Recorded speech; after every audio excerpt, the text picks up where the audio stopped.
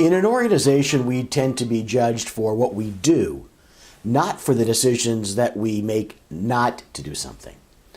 For example, consider the issue of responding to an RFP. If you respond and your organization is successful, you'll tout your genius and the others will toast to it. Yet it's very difficult to tout your genius in not responding, and it's not very likely that anyone would pop a cork in celebration.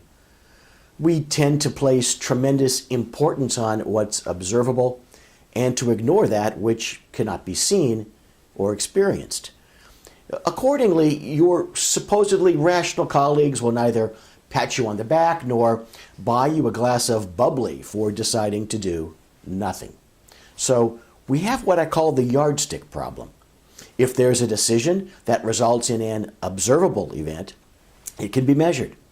If there is no observable event, then the heuristic yardstick is useless. But the truth is that success is just as dependent upon what you pass up on what you decide not to do. In this sense, saying what gets measured matters is only partly true.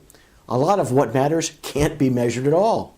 This disconnect between what is truly important and what is easily measured and therefore incentivized has a significant impact on medical group management and even more so on hospital management, where success is measured and rewards are dispensed pursuant to the yardstick rule. Consider this in terms of a hospital's administrative decision to move ahead with the formation of an ACO. Many other hospital executives at other facilities are pushing ahead with their ACOs. The CEO remembers the failure of the PHO movement in the 1980s, but feels that unless she makes the decision to forge ahead, she'll be viewed as less than decisive. And being decisive, she will receive a bonus for her strong leadership.